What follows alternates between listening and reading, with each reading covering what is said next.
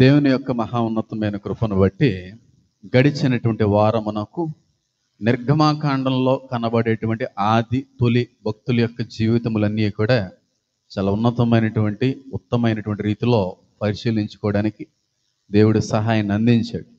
ఇంచుమించుగా నిర్గమాకాండంలో ఒక 80 మనం పరిశీలించే అవకాశం దేవుడు ఇచ్చాడని నేను అనుకుంటున్నాను. మొట్టమొదటిగా అహరోను గారు, తర్వాత మోషే గారు, తర్వాత షెప్రా, పూయ, తర్వాత బీతియ, తర్వాత చెప్పాలి సిప్పోరా, మిరియాము. నిన్న శుక్రవారం ఎవరిని? అమ్రాము. అంటే ఎంతమంది అయ్యారు మొత్తానికి? అలాగా 7 అయ్యారా? 7 కదా. అహరోను, మోషే, షెప్రా, పూయ, బీతియ, సిప్పోరా, మిరియాము, అమ్రాము, 7 గురించి మాట్లాడుకున్నాం. నిర్గమకాండంలో క్యారెక్టర్స్ లేవని అంటలేదు, చాలా క్యారెక్టర్స్ ఉంటాయి. మంచి క్యారెక్టర్స్ ఎక్కువ మాట్లాడుకునే అవకాశం లేదు కనుక కొన్ని మాట్లాడుకుంటాం కనుక ఇంకొక 4-5 కంటే ఎక్కువ మాట్లాడుకునే అవకాశం లేదు. కాబట్టి 7 గురించి మాట్లాడుకున్నాం. గడిచిన శుక్రవారం అమ్రాము అనేటువంటి వ్యక్తి గురించి మాట్లాడుకున్నాం. ఈయన మోషే గారి యొక్క తండ్రి. ఈయన యొక్క జీవితం మనకు చాలా విషయాలు నేర్పించింది. ఏమని నేర్పించింది? వెనకట వారి గురించి తెలియపరిచేటువంటి ఒక మంచి అలవాటుని నేర్పించింది. వెనకట వాళ్ళ గురించి తెలియపరుస్తూ మనకు మంచిని, మనకు ఆధ్యాత్మిక విలువల్ని నేర్పించేటువంటి ఏమన్నా చెప్పొచ్చు. కానీ వెనకాల వాళ్ళు మనకు అది చేశారు, ఇది చేశారు, వాళ్ళు మనల్ని మోసం చేశారు, వాళ్ళు అన్యాయం చేశారని చిన్నప్పటి నుంచి తల్లిదండ్రులుగా నూరిపోయకూడదు అనే విషయం చెప్పాను. ఈ విషయం అందరూ కూడా అర్థమైంది. ఇంకా చాలా విషయాలు అయితే మనం మాట్లాడుకోవడానికి దేవుడైతే అవకాశం ఇచ్చాడు. అయితే ఈ రోజున మనం పరిశీలించబోయేటువంటి వ్యక్తి చాలా ప్రత్యేకమైనటువంటి వ్యక్తి, చాలా అద్భుతమైనటువంటి వ్యక్తి. ఈయన గురించి మాట్లాడుకుంటా ముందుకు వెళ్తే తనివి తీరదంటాను. అంత అద్భుతమైనటువంటి వ్యక్తి. పైగా చాలామంది స్త్రీలు ఈ క్యారెక్టర్ని బట్టి ఇష్టపడతా ఉంటారు, చాలా చాలా ఆకర్షించబడతా ఉంటారు. తనివి తీరనన్ని అద్భుతమైనటువంటి విషయాలన్నీ కూడా, అత్యున్నతమైనటువంటి పాఠాలన్నీ కూడా అమ్మగారి యొక్క జీవితంలో నుంచి మనం నేర్చుకోవచ్చు. ఆవిడ పేరే చెప్పండి, యొకేబేదు. ఈవిడ ఎవరు అనంటే మోషే గారి యొక్క చెప్పండి తల్లిగారు. మోషే గారి యొక్క తల్లి పేరు యొకేబేదు. ఆవిడ యొక్క ప్రస్తావన ఎక్కడ మొదలైంది, ఏ చోట నుంచి కనబడతా ఉంది అనేటువంటి విషయాన్ని పరిశీలించే ముందు నిర్గమాకాండము 6వ అధ్యాయము 20వ వచనానికనే మనం చదివినట్టయితే ఆ చాట ఒక చక్కటి మాట కనబడతా ఉంది. త్వరగా పరిశీలించుకోవడానికి ప్రయత్నం అయితే చేద్దాం. చూడండి, యొకేబేదును గురించినటువంటి ప్రస్తావన ఆ చోట కనబడుతుంది. ఎవరన్నా త్వరగా చదవడానికి ప్రయత్నించండి అమ్మా. అమ్రాము తన మేనత్త అయిన యొకేబేదును పెండ్లి చేసుకొనెను.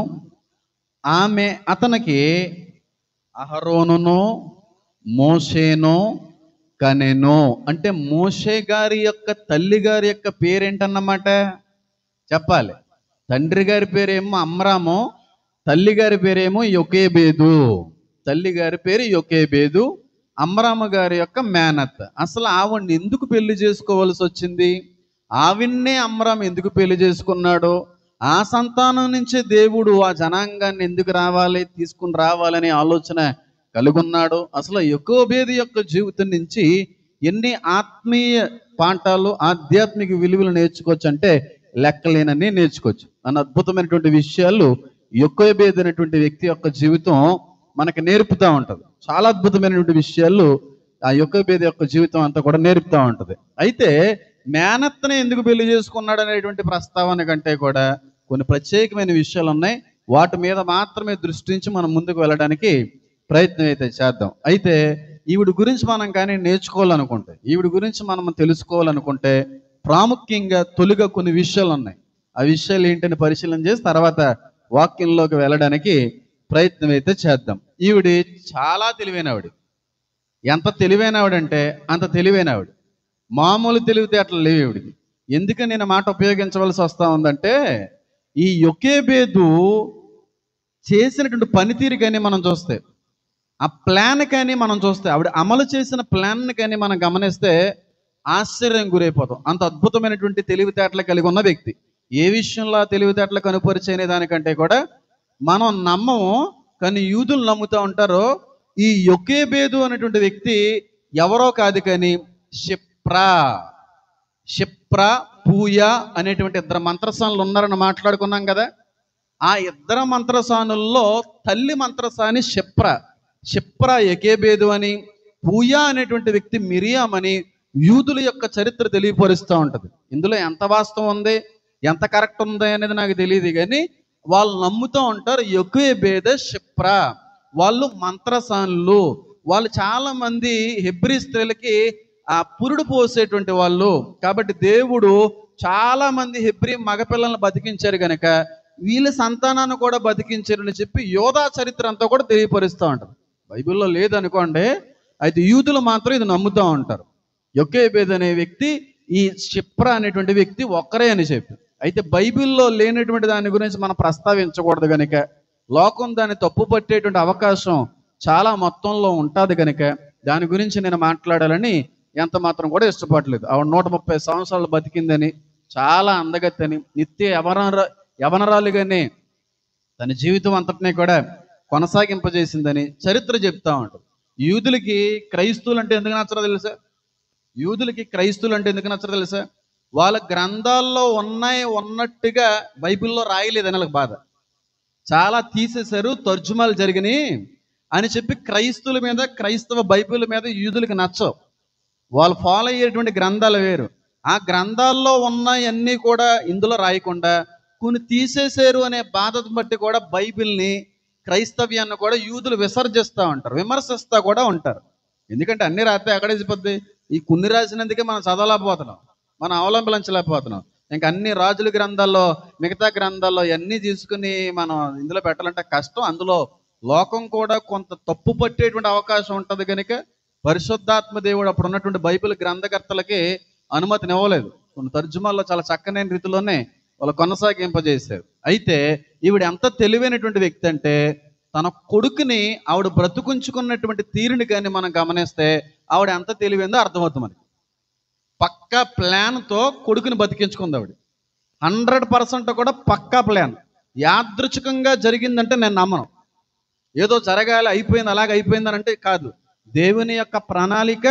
రెండవది, ఆ ప్రణాళికకి అనుగుణమైన తెలివితేటలో యొకేబేదు ప్రదర్శించిందంట. ఎందుకు చెప్పమంటారా? 3 నెలలు ఒక కొడుకుని ఫరో యొక్క చెవిన పడకుండా, కనబడకుండా కాసింది. 3 నెలలు ఎంత జాగ్రత్తగా కాసిందంటే ఆవిడ ఎంత తెలివైందో అర్థం చేసుకోండి. ఈ 3 నెలల తర్వాత ఒక జమ్ము పెట్టి చేయాలి అని, ఆ జమ్ము పెట్టిలో ఆ కొడుకుని పెట్టాలని, ఆ పెట్టి నైలు నదిలో వదిలిపెట్టేయాలని, ఆ నైలు నదిలో వెళ్ళేటువంటి సమయానికి ఫరో కుమార్తె స్నానానికి వస్తుందని, వచ్చిన సమయానికి ఆవిడ కంటులో పడుతుందని, ఎంత పక్కా ప్లాన్తో డిజైన్ చేసిందంటే ఆవిడ యొక్క ప్రణాళిక. అంత పక్కా ప్లాన్, అంత తెలివైంది ఆవిడ. మిరియాం తెలివిది కాదు, తల్లి నడిపించింది మిరియాంని. అంత తెలివైన ఆవిడ. పైగా ఆ ఫరో దగ్గర, కుమార్తె దగ్గరికి ఆ కొడుకు వచ్చిన తర్వాత, తమ్ముడు చేతులకి వెళ్ళి వచ్చిన తర్వాత ఖచ్చితంగా వాళ్ళు పెంచరు అనేటువంటి సమయంలో వాళ్ళు అడుగుతారు, వీళ్ళని ఎవరినన్నా ఇచ్చి పెంచండి, డబ్బులు వేస్తానని. అప్పుడు నన్నే గుర్తు చేసుకోవాలి అని చెప్పి అక్కడ కూతురుని పెట్టింది. ఎంత పక్కా ప్లాన్ వేసిందంటే, ఒక తల్లి విడిచిపెట్టేటువంటి కొడుకుని మళ్ళీ తిరిగి చేతుల్లోకి తెప్పించుకోగలిగింది. అంత తెలివైన ఆవిడ. మహాజ్ఞాని. అలాంటి తెలివైన తల్లులు ఉన్నారు ఈ రోజున. బిడ్డల జీవితాన్ని రక్షించుకోగలిగే, బిడ్డల యొక్క జీవితాన్ని నిలబెట్టుకోగలిగేటువంటి తల్లుల కంటే కూడా బిడ్డల యొక్క జీవితాన్ని చేతులారా పాడు చేసేటువంటి తల్లులే చాలా మంది ఉన్నారు. కానీ ఇక్కడ యొకేబేదు తన కుమారుని ఏం చేసుకుంది? రక్షించుకుంది, కాపాడుకుంది. ఏ విధంగా అంటే తెలివితేటల్లో జ్ఞానమును ప్రదర్శించి తన కుమారుణ్ణి రక్షించుకోగలిగింది. పక్కా ప్లాన్ అండి, నో డౌట్. ఇంక అందులో 3 months కాయడం, జమ్ము పెట్టడం, ఫరో కుమార్తె కంట పడతాదని అనడం, ఆ పడినప్పుడు ఆవిడ అడిగినటువంటి దానికి సమాధానం ఈ విధంగా ఇవ్వాలని చెప్పడం, చెప్పిన తర్వాత మళ్ళీ ఆ కొడుకు మళ్ళీ నా దగ్గరికి వస్తాడని చెప్పి అనుకోవడం, నమ్మడం, ఇదంతా ప్లానే. ఆ తెలివి ఉందా ఈ రోజున తల్లికమ్మ? కొడుకుల్ని, కూతుల్ని రక్షించుకోగలిగే, జీవితాలను బాగు చేసుకోగలిగేటువంటి తెలివితేటలు ఉన్నటువంటి తల్లుల కంటే కూడా పిల్లల యొక్క జీవితాలను చేతులారా నాశనం చేసేటువంటి తల్లులే చాలా మంది ఉన్నారు. పనికిమాలిన తెలివితేటలు, దరిద్రమైన తెలివితేటలు, ఎందుకు పనికిరాని జ్ఞానాన్ని బట్టి వాళ్ళు పాడైపోయింది కాకపోగా పిల్లల యొక్క జీవితాన్ని కూడా పాడు చేసేటువంటి తల్లులు లోకంలో లేరంటారా? లేరా చెప్పండి. నేను ఓ మాట చెప్తున్నాను, తల్లిదండ్రులుగా ఎవరో కూడా ఏమనుకోకండి.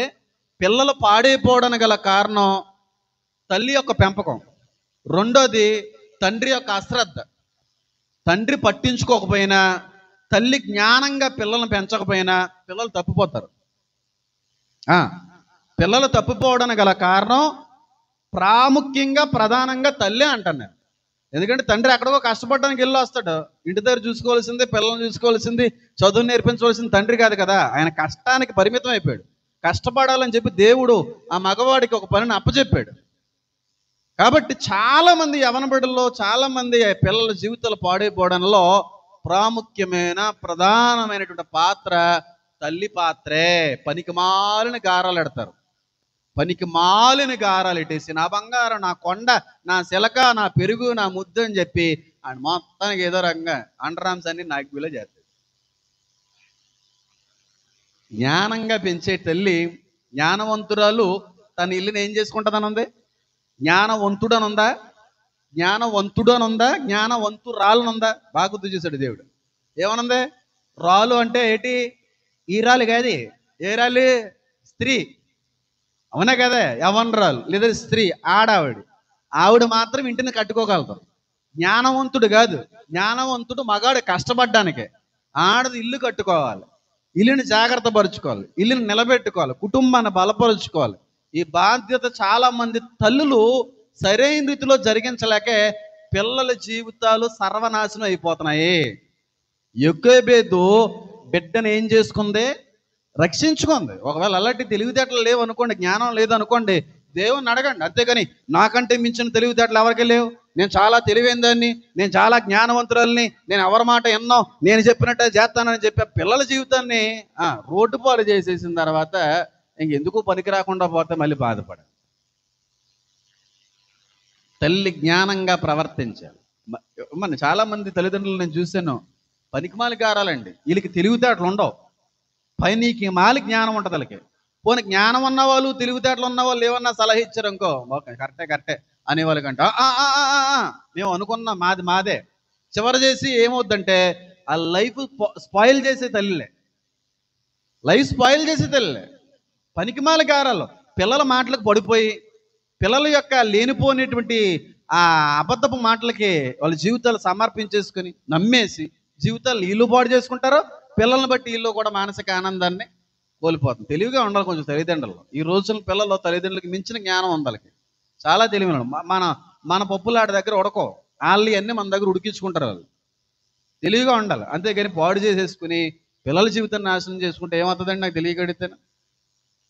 గారాలు మరీ దారుణంగా పెట్టేసి పిల్లల్ని పాడు చేసేటువంటి తల్లిదండ్రులు లేరంటారా?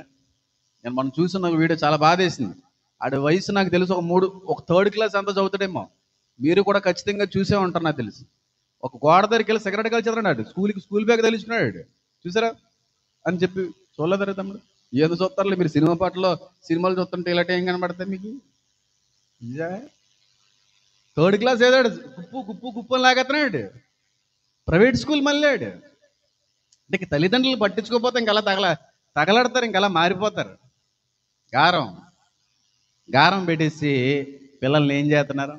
పిల్లలు ప్రతీది అడిగింది ప్రతిదాన్ని కొనేయడం కూడా మంచిది కదా. లేక ఒకడే ఉన్నాడండి, మగోడు ఒకడేనండి, ఇంక వీడి తప్ప మాకు ఎవడున్నాడండి, ఇవరే సత్త ఈడే కదండి. ఆడి సత్తాడే, నువ్వు సత్తావా తర్వాత విషయం. ముందు పెంచవలసిన పనులు జాగ్రత్తగా పెంచు. ఒకే ఒక కొడుకు కదండి, ఆడవాళ్ళు ఎలాగా బయటకు పోతారు కదండి, ఈ కొడుకుని అల్లారే ముద్దులో పెంచానంటు నొక్కేస్తాడు, పేరు నొక్కేసినాడు ఒక రోజు నిన్న. అప్పుడు నిలుస్తుంది అల్లారి ముద్దు, సింగారి ముద్దుని. జాగ్రత్తగా పెంచి. అంతే ఓ గారాలు అంటే ఏడ్చడని కొనేసానండి. ఏడ్చడం కొనేస్తావా? పోను, ఏడ్చడం కొనేసానండి. 6వ తరగతి ఉన్నవాడికి బండి ఎందుకురా బాబు? ఎవడు విజ్ఞాన స్కూల్కి అంట 6వ తరగతి ఎంత బండి మీద చెప్తున్నారంట. నాకు బండి ఎప్పుడు కొంటామన్నాడు. బాబోయ్ అలాంటి ఆటలు వెళ్ళ బాబు నువ్వు. ఆడ ఎవడరా బాబు ఎంతకాడికి ఆడితో మాట్లాడాలనిపించింది. చిన్న పిల్లలు వస్తున్నారు కదరా బండి వేసుకుని, అదిగా ఐఫోన్ ఎట్టుకొచ్చారు డాడీ, నా దగ్గర ఫోన్ లేదు అన్నాడు. అనవసరంగా జాయిన్ చేసాను రా బాబు అనిపించింది నాకు. ఐఫోన్ కాకపోతే ఏ ఫోన్ అని అడ్డుకొస్తారా బాబు, అలాంటివి చూడకరా నువ్వు, నాకంటే దారుణమైన రీతిలో తయారయ్యేలో ఉన్నావు నాయన అని చెప్పి. పనికిమాల గారం ఎందుకండి ఐఫోన్, ఎందుకండి 6th 7th క్లాస్ పిల్లలకి అవసరం అంటారా? బండి అవసరం అంటారా ఆ వయసులో?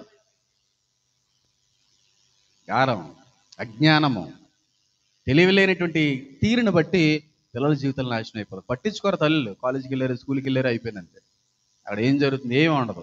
యోకోబేదు పట్టించుకుంది, పిల్లన కాపాడింది కొడుకుని, ఆ కాపాడి జమ్ము పెట్టిలో పెట్టింది. పెట్టిన తర్వాత ఆ నైలు నదుల్లో వదిలేసిన తర్వాత వదిలేదు, చూస్తున్నట్టుగా కనిపెట్టుకుంది. అక్కడ ఇంకో మనిషిని వచ్చింది, అక్కడ చూసుకో, ఇలా కొత్త చూసుకో పెట్టి ఆ టైంకి నువ్వు అక్కడ ఉండాలి. ఎంత జాగ్రత్తగా కనిపెట్టిందో చూడండి. ఆ కనిపెట్టుకునేటువంటి తీరు లేక గుడ్డు నమ్మకం ఏడిసి పిల్లల మీద వాళ్ళ జీవితాలు సంకనగబడుతున్నారు తల్లిలు. పైకి ఒప్పుకోరు, మా వల్లే పిల్లల జీవితాలు లాగైనా అసలు ఒప్పుకోరు. అంత దరిద్రులు ఉన్నారు, ఉంటారు బయట కూడా.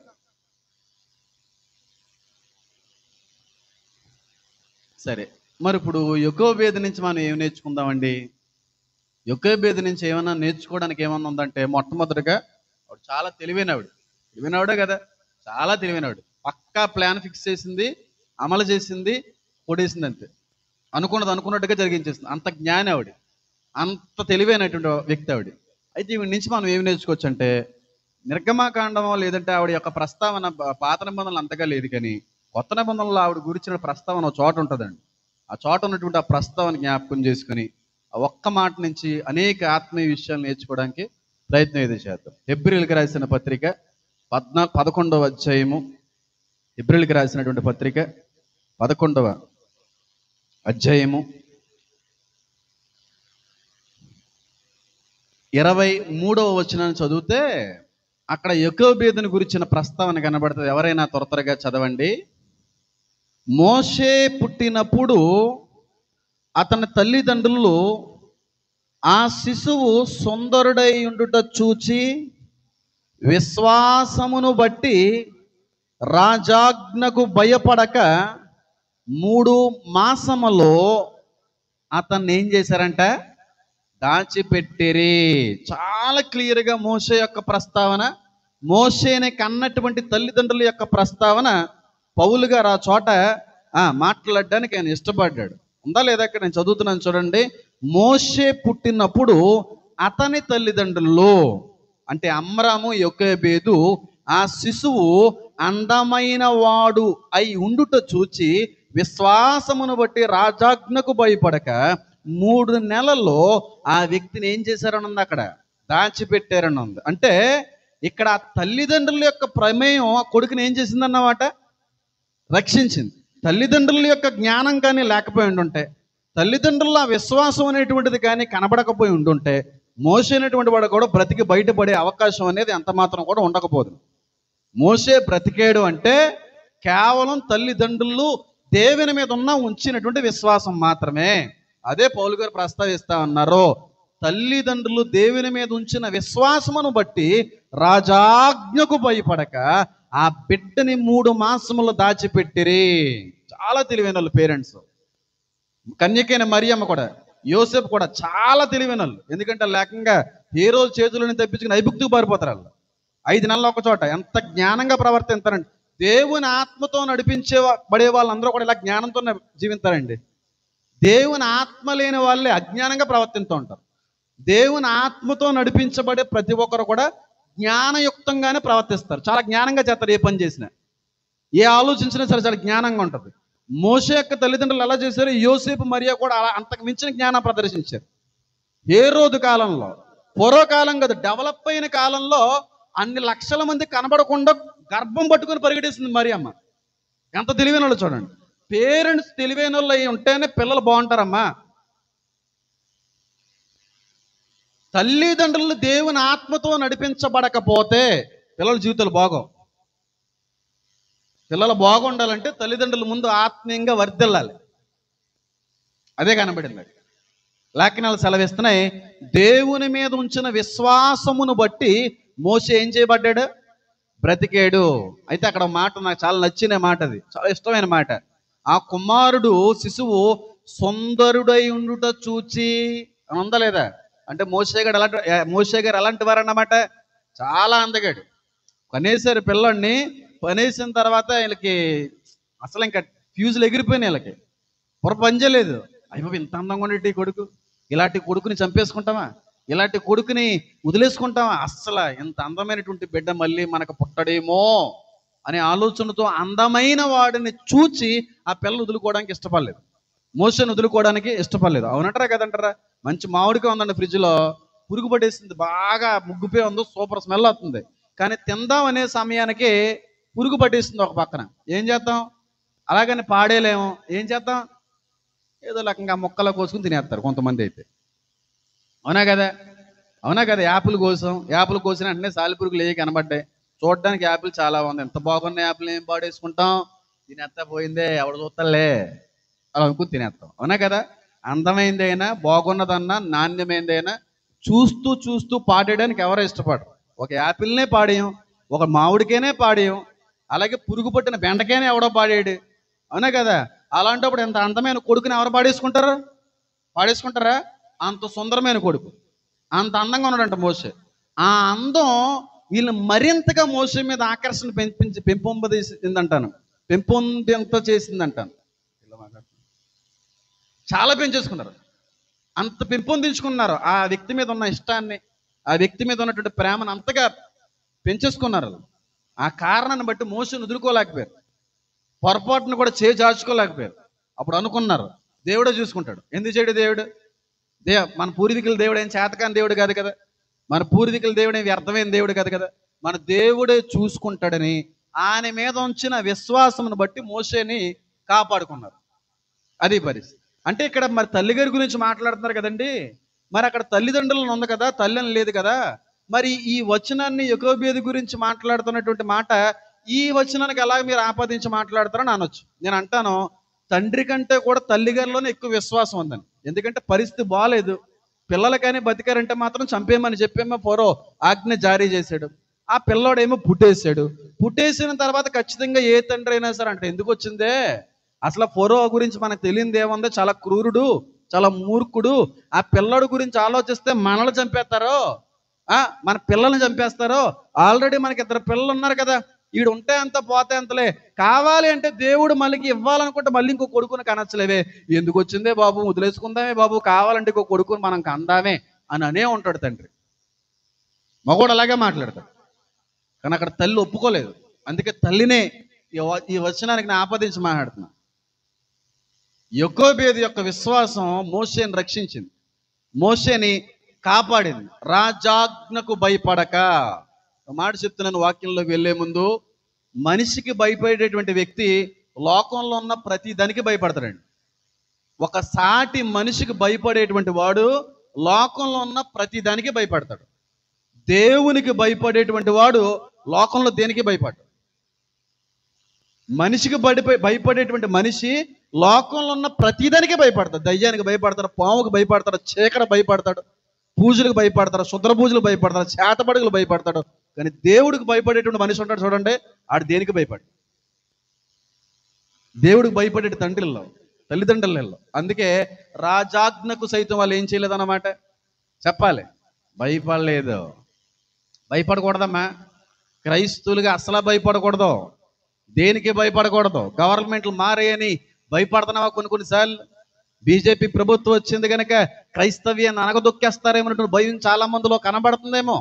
ప్రభుత్వాలు మారిపోయినాయి కనుక భయంకరమైన ఆంక్షలన్నీ కూడా క్రైస్తవ్యం మీద పెట్టేటువంటి పరిస్థితులు వస్తాయి అని అనుకుంటున్నారేమో. ఒక మాట చెప్తున్నాను, బీజేపీలో వచ్చిన ప్రభుత్వాలు మారినా మన తల వెంట్రుకను కూడా ఎవడో కూడా ఏమీ చేయలేడో, ఎవ్వరూ ఏం చేయలేరు. దేనికి భయపడకండి. నేను మళ్ళీ చెప్తున్నాను, ఒకప్పుడు నాలో అంత ధైర్యం లేకపోయి ఉండొచ్చు, కనబడకపోయి ఉండొచ్చు. ఈ రోజున ఆ ధైర్యాన్ని ఇచ్చిన దేవుడి మీద ఉంచినటువంటి విశ్వాసాన్ని పలుకుతున్నాను. అస్సలు దేనికి భయపడక్కర్లేదు, రాజుకు భయపడక్కర్లేదు, ప్రభుత్వాలకు భయపడక్కర్లేదు, నరేంద్ర మోడీకి అసలు భయపడక్కర్లేదు, బీజేపీకి అసలు భయపడక్కర్లేదు, ఎవరికి భయపడక్కర్లేదే. నువ్వు అందరికీ భయపడుతున్నావు అంటే దేవుడికి అసలు భయపడలేదని అర్థం. నువ్వు దేవుడికి భయపడతా చాలు, ఎవరికి భయపడక్కర్లేదు. నేను అందుకే ఎప్పుడు ఒక మాట చెప్తాను, దేవుడు ముందు మోకరిల్లిన వాడు ఎవరి ముందైనా సరే నిలబడగలడు. దేవుడు ముందు మోకాలు లేసినాడు ప్రపంచంలో ఎవడి ముందర నిలబడగలడు. దేవుడి ముందు మోకాలు లేనోడే ప్రపంచంలో అందరి ముందు కూడా వంగి వంగి దాంగనాలు పెట్టి మోకాళ్ళు లేవలసి వస్తుంది. భయపడకండి. వాక్యం సెలవిస్తా ఉంది, యొకోబేదు తల్లిదండ్రుల యొక్క విశ్వాసం, దేవుని మీద ఉంచిన విశ్వాసమును బట్టి ఆ బిడ్డ ఏం చేయబడ్డాడంటే రక్షించబడ్డాడు. భయపడుతున్నావా? ఒక తల్లిగా చాలాసార్లు భయపడుతున్నావా? తల్లిదండ్రులుగా చాలాసార్లు భయపడుతున్నారా? నా బిడ్డల యొక్క జీవితం ఏమైపోద్దని చెప్పి పదే పదే ఆలోచిస్తూ భయపడుతున్నావా? లేక పుట్టారండి పిల్లలు, ఆ పిల్లల యొక్క జీవితాలు ఏ విధంగా మారిపోతాయనేటువంటి ఆందోళన చాలాసార్లు తల్లిదండ్రుల్లో కనబడుతుందేమో. చాలా ఆశలు పెట్టేసుకున్నానండి, చిన్నప్పటి నుంచి కూడా ఎన్నెన్నో అనుకున్నానండి. అలాంటి వాడి జీవితం ఇలాగ మారిపోతుంటే చాలాసార్లు భయపడుతున్నానండి. అలాంటి వాడు రోజు రోజుకి ఇలా వెనక్కి వెళ్ళిపోతుంటే, తన జీవితాన్ని చేతులారా పాడు చేసుకుంటా ఉంటే, తల్లిగా తండ్రిగా మేము తట్టుకోలేకపోతున్నామండి. వాడి జీవితం ఏమైపోతున్నటువంటి భయం మాలో అధికమైన రీతిలో కనబడుతుందండి. భయపడుతున్నామండి, భయం వేస్తుందండి పిల్లల జీవితాల గురించి ఆలోచిస్తూ ఉంటే. పిల్లల గురించి ఆలోచించిన ప్రతిసారి కూడా తెలియనటువంటి ఒక ఆందోళన, తెలియనటువంటి ఒక భయం అనేటువంటిది మాలో కనబడతా ఉందని చెప్పి పిల్లల్ని బట్టి భయపడేటువంటి తల్లిదండ్రులు అయితే ఒక మాట చెప్తున్నాను, పొర్రపాటున కూడా దేవుని యందు మీకు ఏమి లేదన్నమాట, విశ్వాసము లేదు. నీ భక్తి మీద నీకు నమ్మకం, నీ యథార్థత మీద నీకు నమ్మకం, నువ్వు చేసేటువంటి నీతియుక్తమైనటువంటి భక్తి మీద, బలుల మీద నమ్మకం ఉన్నటువంటి తల్లిదండ్రులు అయితే అసలు దేనికి భయపడక్కర్లేదు. నీ భక్తి మీద నీకు భయం లేదు కాబట్టి, నమ్మకం లేదు కాబట్టి ప్రతిదానికి భయపడుతున్నావు. నీ విశ్వాసం నీ పిల్లల్ని కాస్తుందమ్మా. నీ విశ్వాసం నీ ఇరుగు పొరుగు వాళ్ళని కాస్తుంది. తల్లిదండ్రులు దేవుడి మీద ఉంచిన విశ్వాసం పిల్లల్ని రక్షిస్తుంది అంటాను. ఎందుకు ఉంచలేకపోతున్నారంటే తల్లిదండ్రులు వాళ్ళలోనే యథార్థత కోల్పోయారు, వాళ్ళలోనే ఆ సత్యాన్ని కోల్పోయారు, వాళ్ళల్లోనే ఆ పరిశుద్ధతను కోల్పోయారు. వాళ్ళే చాలా విషయంలో దేవునికి అవిధేయులుగా మారిపోతున్న కారణాన్ని బట్టి పిల్లల మీద భయపడుతున్నారు, పిల్లల జీవితాల గురించి భయపడతా అన్నారు. ఒక మాట చెప్తున్నాను, పొర్రపాటును కూడా దేవుని యందు విశ్వాసం ఉంచిన ఏ తల్లి ఏ తండ్రి కూడా పిల్లల జీవితాల గురించి భయపడరు. ఇది నిజంగా విశ్వాసం అంటే, నిజంగానే పిల్లల కొరకు అంగలార్పు ప్రార్థన చేస్తున్న తల్లివి తండ్రివి అయితే, నీ భక్తి నిజమైంది అయితే, నువ్వు నిజంగా పరిశుద్ధంగా భక్తి, నువ్వు నిజంగా యథార్థవంతురాలు అయితే నీ విశ్వాసం నీ పిల్లల్ని ఖచ్చితంగా కాపాడుతుంది. నువ్వు యథార్థత కోల్పోతే నీ పిల్లలు మాత్రం ఎవరు కాపాడలేరు. యథార్థవంతురాలు అయితే, యథార్థవంతులు వర్ధిల్లుతారని అందలేదు. భయపడద్దు. బిడ్డల యొక్క జీవితాన్ని బట్టి భయపడుతున్నావా తల్లి? పిల్లల యొక్క జీవితాన్ని బట్టి భయపడుతున్నావా? లేక పుట్టినటువంటి కొడుకుని బట్టి భయపడుతున్నావా? ఎన్నో ఆశలు పెట్టుకున్నటువంటి కూతురుని బట్టి భయపడుతున్నావా? ఆ బిడ్డ జీవితం ఏమైపోద్దని భయం వేస్తుందండి కొన్నిసార్లు. ఆ పిల్ల యొక్క జీవితం ఏమైపోద్దని చెప్పి కొన్నిసార్లు నిద్రలేనటువంటి రోజులు కూడా, రాత్రులు కూడా గడిపోయినండి దైవజనుడ. భయం వేస్తూ ఉంది.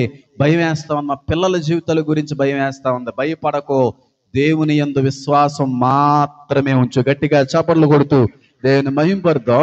దేవుని యందు విశ్వాసం ఉంచగలిగే తల్లివైతే నీ బిడ్డల్ని దేవుడు ఏం చేయగలడు? కాపాడగలడు, ఆయన రక్షించగలడు ఆయన. అంతేగాని దేవుని మీద విశ్వాసం ఉంచకుండా పదే పిల్లలు ఏమైపోతారు, వాళ్ళు బతుకులు ఏమైపోతారు, జీవితం ఏమైపోతావు, ఎన్ని అపసోపాలు పడవలసి వస్తుందో, ఎన్ని అవమానాలు ఎదుర్కోవాల్సి వస్తుందో, ఎక్కడి నుంచి ఏం తెచ్చి పెడతారో, ఎవరికి ఏం సమాధానం చెప్పాలని చెప్పి రోజంతా ఏడుతా ఉండి, రోజంతా బెంగ పెట్టేసుకుని, రోజంతా ఇది ఆలోచనలు ఉంటే నీకు దేవుడి మీద ఏమి లేదన్నమాట, విశ్వాసం లేదు. నా పిల్లల్ని దేవుడు ఎందుకు వదిలేసుకుంటాడు? నా పిల్లల్ని దేవుడు ఎందుకు నిలబెట్టడు? హేమాను నిలబెట్టినటువంటి దేవుడు నా బిడ్డలను నిలబెట్టలేడా? హేమాను జీవితాలను మార్చినటువంటి దేవుడు నా బిడ్డల జీవితాలను మార్చలేడా అనే విశ్వాసం కానీ నీలో ఉంటే ఖచ్చితంగా నీ బిడ్డలను బట్టి ఘోషించవు, నీ బిడ్డలను బట్టి ఆందోళన చెందవు, నీ బిడ్డల గురించి పదే ఆలోచన పొరపాటును కూడా చెయ్యు. దేవుని యందు విశ్వాసము నీకు ఆదరణ, ధైర్యాన్ని కలుగు చేస్తాయి. విశ్వాసం కోల్పోతున్నావేమో ఒక తల్లిగా, విశ్వాసం కోల్పోతున్నాయేమో తండ్రిగా కొన్నిసార్లు. ప్రార్థన అయితే బాగానే చేస్తున్నావు, భక్తి అయితే బాగానే చేస్తున్నావు, దేవుని కొరకు చాలా విషయాల్లో సహకారిగా ప్రాకులాడుతున్నావు, అన్ని బాగానే ఉన్నాయి. కానీ విశ్వాస విషయంలోకి వచ్చేటప్పుడు మాత్రం తొట్టిల్లు పోతున్నాయేమో. వాళ్ళ యొక్క పనితీరుని బట్టి, వాళ్ళ యొక్క జీవిత పరిస్థితులను బట్టి, వాళ్ళ యొక్క విధి విధానాలను బట్టి, పిల్లల యొక్క మాట తీరుని బట్టి, వాళ్ళు వినలేనటువంటి బుద్ధిని బట్టి చాలాసార్లు ఏంటండి వీళ్ళ గురించి ఆలోచిస్తూ ఉంటే కొన్నిసార్లు భయం వేస్తుందండి. వీళ్ళ గురించి ఆలోచిస్తూ ఉంటే రేపు రోజు నేను వీళ్ళకంటే ముందుగా పోయేలా ఉన్నానండి బాబు. వీళ్ళ గురించి ఆలోచిస్తూ ఉంటే నేనే ఈరోజు ఏదో ఒక రోజు టపాకా డీసీలో ఉన్నానండి, భయం వేస్తుందండి. చెప్తుంటే వినట్లేదండి బాబు పిల్లలు. ఎంత చెప్పినా వినట్లేదని బాబు. చిన్నపిల్లల్ని అయితే కొట్టి చెప్తాం, కానీ పెద్దోళ్ళు అయిపోయి ఏం కొట్టమంటారండి? భయపడుతున్నావా? పొర్రా పోటును కూడా మళ్ళీ చెప్తున్నాను, భయపెట్టు. సరైన భక్తి చేయి, సరైన భక్తి చేయి, యథార్థంగా బతుకు, పరిశుద్ధంగా జీవించు, పిల్ల కోసం ప్రార్థించే, ఖచ్చితంగా చాలు. అంతకుమించి ఏమవుతుంది? సరైన భక్తి, పరిశుద్ధత, యథార్థత, ఈ మూడు తల్లిదండ్రుల్లో ఉంటే పిల్లల జీవితాలు చాలా బాగుంటాయి. ఈ మూడు కోల్పోయామనుకో, నువ్వు పిల్లల కోసం ఎంత ప్రార్థన చేసినా పని అవ్వవు. యథార్థత కోల్పోకూడదు, పరిశుద్ధత కోల్పోకూడదు, భక్తి అసలా కోల్పోకూడదు. తల్లిదండ్రులు ఎప్పుడో కూడా పిల్లలు బాగుండాలని కోరుకునే వారైతే పిల్లల యొక్క యోగక్షేమాలతో పాటుగా వాళ్ళ జీవితాలు బాగుండాలని చెప్పి నిరంతరం కూడా ప్రార్థన చేసే తల్లిదండ్రులుగా ఉంటారు. వాళ్ళ కోసమైనా సరే పరిశుద్ధంగా బతుకుతారు, ఆ పిల్లల కోసమైనా సరే యథార్థంగా బతుకుతారు.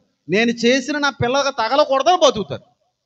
నిజంగా ఒక తల్లిగా ఒక తండ్రిగా పిల్లల జీవితాలు బాగుండాలి, నేను చేసిన ఏ శాపాలు కూడా పిల్లలకు తగలకూడదు అనుకునే తల్లివి తండ్రి అయితే నీ పిల్లల కోసం జాగ్రత్తగా బతుకుతావు.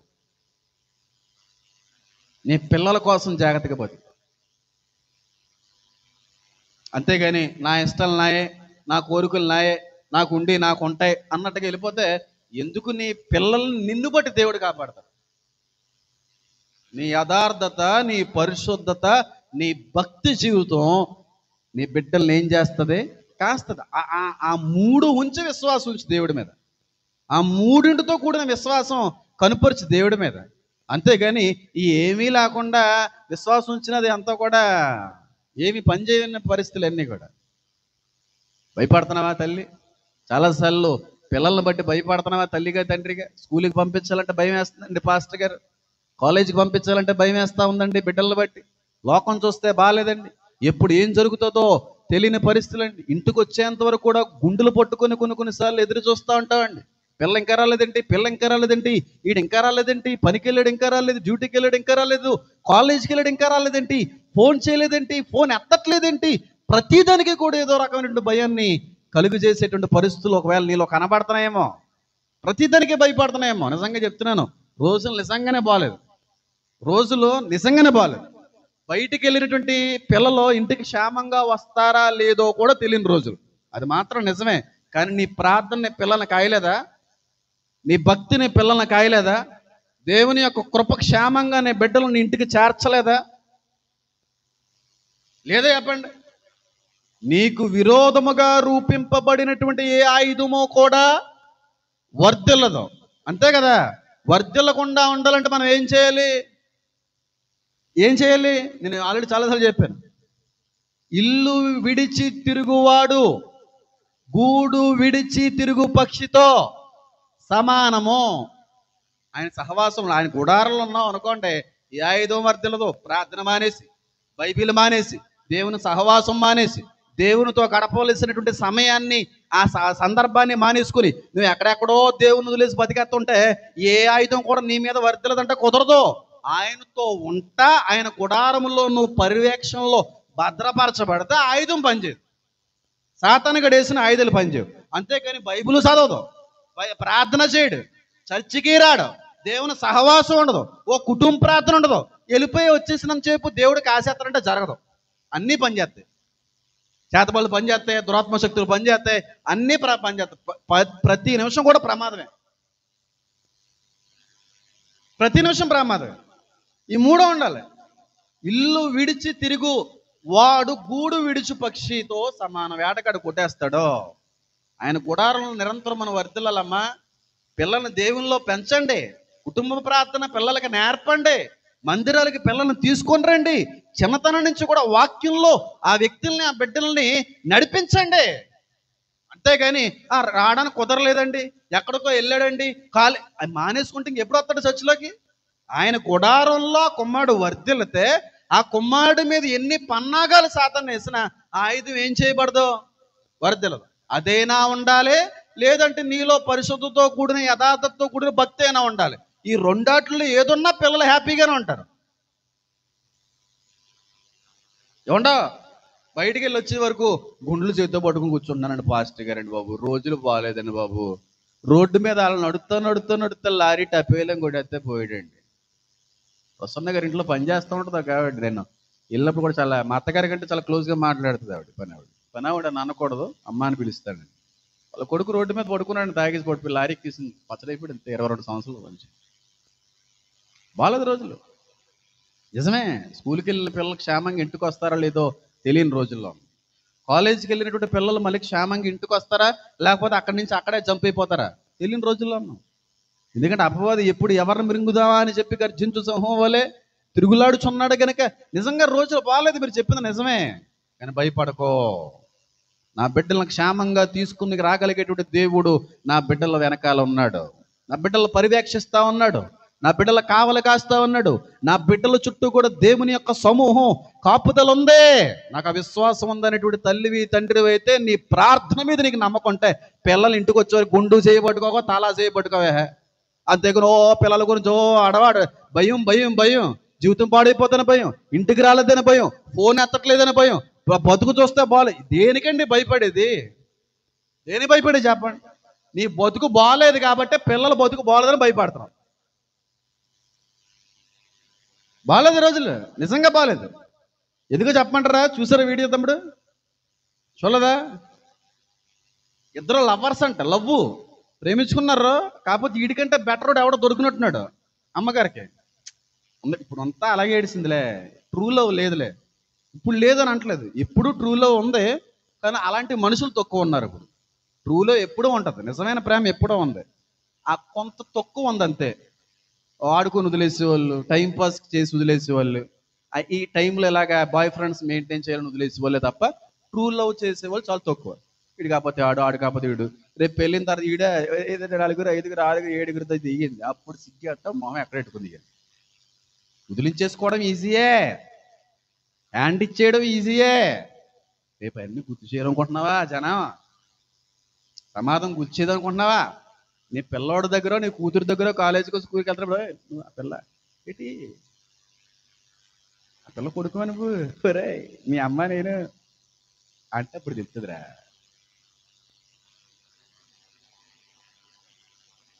అప్పుడు తెలుస్తుందా బాధ. మమ్మీ ఎవరో అంకులు మా అమ్మ నేను అన్నాడంటే, మమ్మీ ఆ పైన ఎవరు చెప్పాడంటే అప్పుడు నీకు తెలుస్తుంది. ఇంటికి వచ్చిన తర్వాత చెప్తుంది. అప్పుడు ఎడుతావు. యవన దశలో చేసిన యవన దశతో పోతాయని అనకండి, నమ్మకండి. జీవితాంతం వెంటాడుతాయి. పిల్లలు అనిపిస్తారండి. లవ్లో ఉన్నారంట, ప్రేమించుకున్నారు. మరి వీడికంటే బెటర్ ఎవరన్నా వచ్చారేమో. వీడికి ఆండ్రాయిడ్ ఉండేది, వచ్చినోడు ఐఫోన్ ఉందేమో వాడి చేతిలో. ఆండ్రాయిడ్ వదిలేసింది. మన అందరం మంచోళ్ళు ఉంటారా మగవాళ్ళు? ఒకప్పుడు అనుకు వదిలేసినా సరే పెళ్లి చేసుకోకుండా పెటాకలు ఏమి లేకుండా పిచ్చోడైపోయి పిచ్చగడైపోయి జుట్టు పెంచేసుకుని ఉండేవారు. ఇప్పుడు అలా ఉండలేదు. మోసం చేసిందంటే షాక్ అయిపోయిందన్నమాట. ఫోటో దండడిపోతుంది పొద్దురికి. ఇంకా మళ్ళీ అలాంటి తేడా పాడలేవు. అప్పుడైతే పాపం శాడిస్టులు అయిపోయేవాళ్ళు, పిచ్చోళ్ళు అయిపోయేవారు, ఇంకోటి ప్రేమికుడి సినిమాలు అలాగే అయిపోయేవాడు. కానీ ఇప్పుడు అలా లేవు. నన్ను మోసం చేసిందంటే నాకు దక్కనదే ఇంకెవరికే అనుకున్నాడు. ఏటో మెకానిక్ షెడ్కి వెళ్ళి రెంచు తెచ్చాడండి. రెంచు లైవ్లో చూసాను వీడియో, నేను లైవ్లో చూసాను. అమ్మాయి కాలేజీకి వెళ్ళి వస్తా ఉంది, బ్యాగ్ కూడా ఉంది. ఆ 3 రోజుల ముందే ఇద్దరికి బ్రేకప్ అయిందంట. ఎక్కడి నుంచి తెచ్చాడో తెలియదండి. రెంచు పెట్టి 24 సార్లు కొడేసాడు పొర మీద. ఇంతమంది చూస్తున్నారు బండి మీద, ఆడవాళ్ళు నిలబడి చూస్తున్నారు, మగవాళ్ళు నిలబడి చూస్తున్నారు, అందరూ చూస్తున్నారు. ఒక్కడ ఆపలేదు. బ్రెయిన్ బయటకు వచ్చేసింది. రెంచు 24 సార్లు ఎట్టుకొట్టాడు. ఎంత దుఃఖపడి ఉంటాడు చూడండి, ఎంత బాధపడి ఉంటాడు చూడండి, ఎంత ఏడ్చుంటాడు చూడండి. నన్ను మోసం చేసిందని ఎంత కూలిపోయి ఉంటాడు. ఈరోజు మగవాళ్ళు అప్పుల్లో లేరమ్మా, తోలు తీసేస్తారు, అస్సలు వదలరాళ్ళు. పిచ్చోళ్ళు అయిపోయి మగవాళ్ళు ఆ రోజుల్లో. ఇలా పిచ్చోళ్ళు ఎవరు ఏ మగవాడని మోసం చేసావా రోడ్డు మీద వేసేస్తున్నారు. జాగ్రత్త, నీ ఇష్టం. మరి ప్రేమించొద్దు, ప్రేమించడం మాత్రం ఒక్కడనే ప్రేమించు, ఎవరిని ప్రేమించమని కూడా అనండి. మోసం చేసేసి వీడికి హ్యాండ్ ఇచ్చేసి వీడితో తిరిగినంతకాలం వీడితో తిరిగేసి ఎవడో బప్పీ కూడా వస్తాడు, ఆ బప్పీ గడిని పెళ్లి చేసుకుని పోదు. తర్వాత ఆడ ఎక్కడున్నాడు ఎక్కడున్నాడు మొత్తానికి ఆడు తెలుసుకుని వెనకాల నుంచి చేస్తారు ఇద్దరని. ఇద్దరికి ఆడు చేసుకున్నందుకు ఆడి జీవితం ఆడైపోయింది. అయ్యి బాబు ఇవన్నీ తెలుసుకుంటా చేయబోతాడు బాబు, నా కొడుకును కూడా చంపేసాడు, శాడిస్ట్ టికెట్ వచ్చాడని చెప్పి. ఎందుకు? రోజులు నిజంగానే బాగాలేదు. రెంచెట్టు కొట్టాడండి బాబు, ఎంత తల కొట్టాడో. కొట్టేసాడు, ఆపేశాడు. మళ్ళీ ప్రాణం ఉంది, ఇలా తిరిగినట్టుంది. ఆ పనికి మళ్ళీ తిరగకుండా అలా ఉండిపోయినా బాగుండు కొంచెంసేపు. ఇలా తిరిగిందంటే మళ్ళీ బాధేసాడు, మళ్ళీ బాధేసాడు, మళ్ళీ బాధేసాడు. ఆడవాళ్ళందరూ అలా చూస్తున్నారు, ఎంత సిగ్గేస్తుంది. నేను అక్కడ ఉంటే ముందు కుట్టివ్వండి ఏమన్నా, కానీ చూసి ప్రతి ఎదవ గోపులు పగలగొడుతున్నాను. కుట్టివ్వండి నేను ఏమన్నా, కానీ చూస్తున్నా చూడండి, ఏమీ చేయకుండా, సాయం చేయకుండా, ఆపకుండా అక్కడున్న ప్రతి ఎదవని కూడా గోపులు బతలగొడుతుంది నేను. అంత అంత మండిపోయింది నాకు. ఒక ఆడమ్మాయి రోడ్డు మీద అర్ధాంతరంగా కొట్టి చంపేస్తుంటో చూసిందండి ఈ యాదవ ప్రపంచం. పోలు చూసి వీడియోలు తీసి యాదవులు ఉన్నారు. రోజులు నిజంగానే బాగాలేదు. కానీ దేవుని యందు విశ్వాసం ఉంచగలిగేటువంటి తల్లివి, తండ్రివి అయితే ఖచ్చితంగా నీ బిడ్డల యొక్క జీవితం గురించి నువ్వేం చేయవు, భయపడవు. సురక్షితంగా వస్తారు నా పిల్లలు. కాలేజీకి కదా వెళ్ళారు, ఎక్కడికో వెళ్ళారు కదా, ఎందుకు భయపడాలి? వాళ్ళ మీద నాకు నమ్మకం ఉంది, వాళ్ళ భక్తి మీద నాకు నమ్మకం ఉంది, వాళ్ళ ఆత్మీయ స్థితి మీద నాకు నమ్మకం ఉంది, వాళ్ళ యొక్క పరిశుద్ధత మీద నాకు నమ్మకం ఉంది, నా ప్రార్థన మీద నాకు నమ్మకం ఉంది. నా బిడ్డల్ని ఏ శక్తి కూడా ముట్టనివ్వడం నా దేవుడనే విశ్వాసం నీకుంటే ఖచ్చితంగా నీ బిడ్డలు బాగుంటారు. అంతేగాని అవిశ్వాసంతో పిల్లల గురించి జీవితాలు పాడైపోతున్నాయి. బతుకు ఎలాగుంటుందో, ఏమవుతాడో జబర చేసి భయం వేసేస్తున్నాయి. బాబా ఏడుతుంటారు, ఈ మొఖం తగలయ్యా, ఏం భక్తిరా నీది? పిల్లల కోసం ఆడవడం ఏట్రా దరిద్రం, కాకపోతే క్రైస్తవుడా? ఆ ఏడిపేదో దేవుని పాదాల దగ్గర ఏడా. పిల్లల కోసం బెంగెట్టుకోవడం ఏంటండి, నాకు తెలియక అడుగుతాను. పిల్లల కోసం బెంగెట్టుకోవడం ఏంటి? క్రైస్తవుడు అంటేనే విశ్వాసంతో కూడినటువంటి మనిషి. ఆయన దేవుని మీద విశ్వాసం ఉంచేటువంటి మనిషి ఎవరైనా ఉన్నారంటే భూలోకంలో క్రైస్తవుడు మాత్రమే. విశ్వాసం దేవుడి మీద ఉంచినప్పుడు లోక సంబంధమైన విషయాలకి దేనికి భయపడాలి? బెంగెట్టుకునే వాళ్ళు ఒకలో, ఏడ్చి వాళ్ళు ఒకలో, నిద్ర మానేసి వాళ్ళు ఒకలో. వీళ్ళు ఒక రోజున బాగుపడతారు, వీళ్ళే మధ్యలో ఆలోచించి వీళ్ళు పోతారు.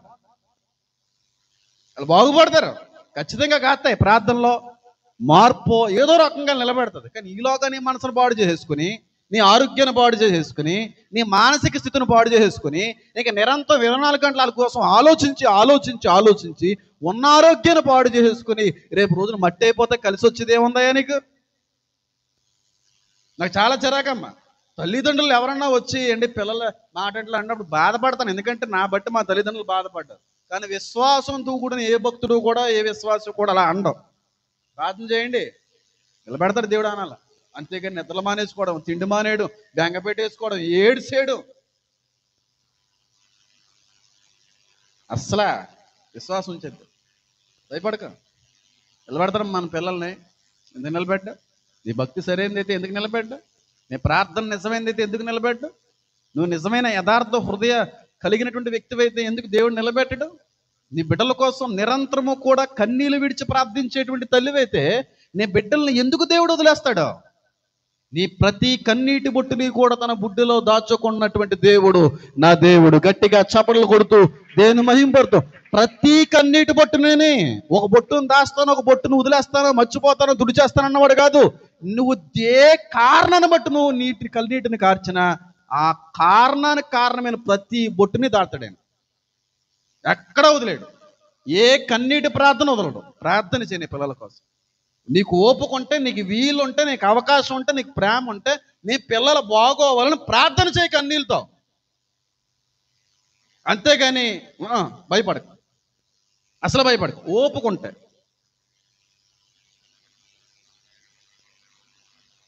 పెళ్లి చేసి బాగానే ఉంటారు, పెళ్ళి అయిపోయింది, అమ్మయ్య బాగానే ఉన్నారా, పెళ్ళి అయిపోయిన తర్వాత పిల్ల బాగానే మంచి కుటుంబంలో కట్టబడింది, కాపురం బాగానే చేసుకుంటుందని చెప్పి, ప్రభువా నీ చిత్తం జరిగిందయ్యా, మొత్తాన్ని నిలబెట్టావయ్యా, నా కొడుకు యొక్క జీవితం, నా కుమార్తె యొక్క జీవితం, వైవాహిక జీవితంలో వాళ్ళ చక్కనైన రీతిలో వర్ధిల్లాలైనా అని చెప్పి ఎక్కడో అత్తగారింటికి పంపించినటువంటి కుమార్తెను బట్టి ఇక్కడ తండ్రి గారు తల్లి గారు ప్రార్థన చేస్తే బాగానే ఉంటుంది. ప్రార్థన చేయరు, పంపించిన దగ్గర నుంచి ఇంకో గొడవ. ఎలాగుందో, ఏం చేస్తుందో, ఏం చేస్తుందరా బాబు, ఏం చేస్తుందో నాకు తెలియగడిద్దని. పిల్లని పెళ్లి చేశాం కానండి, అత్తమాటలు గుర్తొచ్చేస్తుందండి. మరి గుర్తొచ్చేస్తున్నప్పుడు ఎందుకు పెళ్లి చేయడం? ఈ దగ్గర ఉంచేసుకోవచ్చు కదా. భయం వేస్తుందండి బాబు, వాళ్ళ అల్లుడు ఎలాంటివాడో తెలియదు. తెలియకుండానే చేసేస్తావా? నువ్వు పచ్చిరలు కొనడానికి 30 సార్లు లెక్కెడతావు, బెండకాయలు కొనడానికి 4 సార్లు అంటాను. అలాంటిది అంత పేనంగా ప్రేమించిన కూతురికి ఇచ్చేటువంటి ఆ కుర్రాన్ని చూసినప్పుడు తెలియకుండా చేస్తా పెట్టి నేను అన్నాను. పెళ్లి చేసుకున్న వాళ్ళు బాగానే ఉంటారు, ఇక్కడ ఏడు చేస్తా ఉంటారు తెలియదు. బాబాయ్ నా కూతురు ఎలా ఉందో నాకు ఏం చెప్పడం మానేసింది, ఫోన్ చేయడం మానేసింది. అల్లుడి గారు ఏం చేస్తున్నారు, అత్తగారు ఏమంటే ఏం అనరామ్మ బాబు, ప్రయత్నం చేయమ్మా. ఒకవేళ అంటే చేతులు నోర్లన్నీ మూయించేస్తారు కదా దేవుడు. చెప్పదండి పిల్ల, అదేనా భయం అండి బాబు. చెప్పి పిల్ల అయితే చెప్తే ఇంకా భయం పెరిగిపోతుంది. నీకు గుండె అయిపోతుంది చెప్పరు కొంతమంది. చెప్పే రకం కాదని మనసులో ఉంచేసుకునే పిల్లండి. ఏది పంచుకునే పిల్ల అసలే కాదని బాబు. ఎన్ని వచ్చినా సరే ఎవరికే చెప్పదని బాబు, మేము ఎక్కడ బాధపడిపోతామని భయం వేస్తున్నాను బాబు. అక్కడ ఎలా ఉంది వీడు, అసలు పెడుతున్నాడా లేదో. పెట్టకుండా ఉంటారండి, అంత దద్దులు ఉంటారా? సో అమ్మాయి ఇష్టపడి చేసుకున్నవాడు అంత చూడకుండా అంత పెట్టకుండా ఉంటాడా? ఉంటారండి. పెళ్లి చేసుకున్న వాళ్ళు బాగానే ఉంటారు. ఇక్కడ ఓ గడగల ఆడిపోతుంటది వీడు. ఎలా ఉన్నాడు, ఎలా ఉంది, ఎలా ఉంది, ఎలా ఉంది, తిన్నదో లేదో, తిన్నది. నువ్వు వెళ్ళి తినిపించా, వెళ్ళి తినిపించా, పళ్ళు తోసిరా, సిగ్గుండాలా. ఎందుకే భయం దచ్చి. ఏటండి బాబు క్రైస్తవ జీవితాలు ఏంటండి? సంతోషంగా హ్యాపీగా పెళ్లి చేసావా,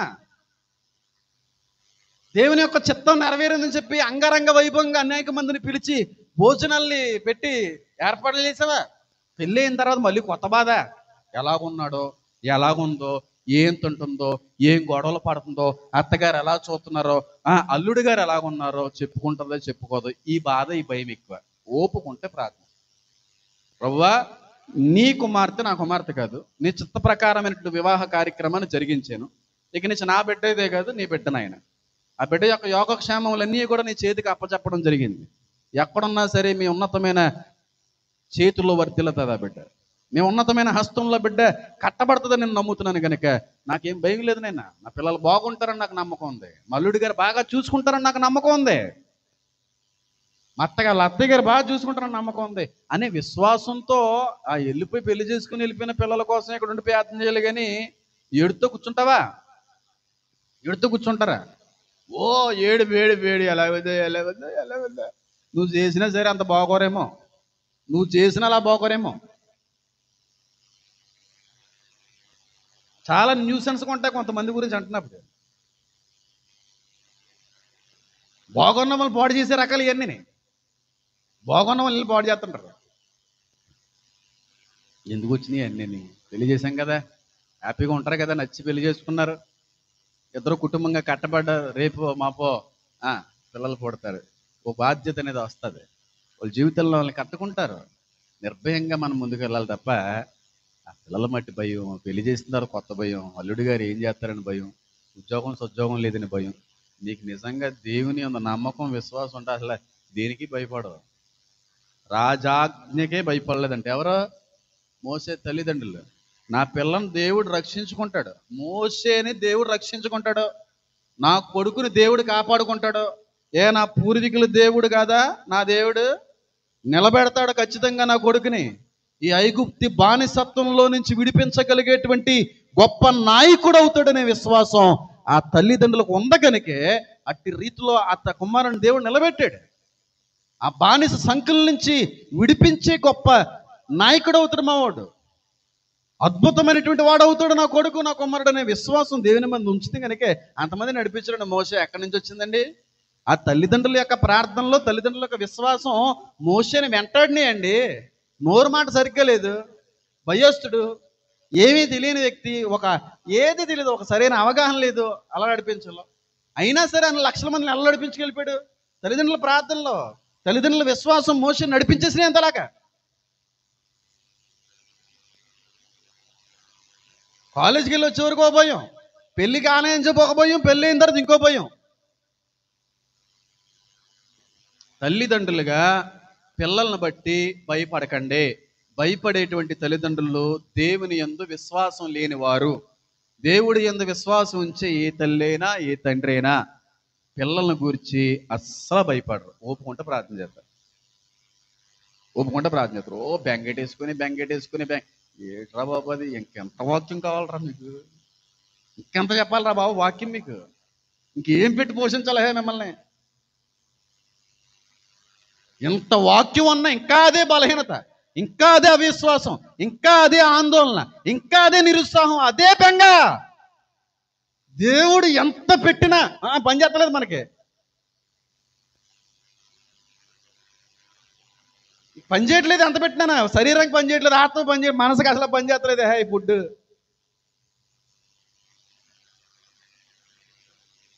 నిజం చెప్తున్నానమ్మా. ఎక్కడుందమ్మా ఇంత అద్భుతమైన జీవాహారం?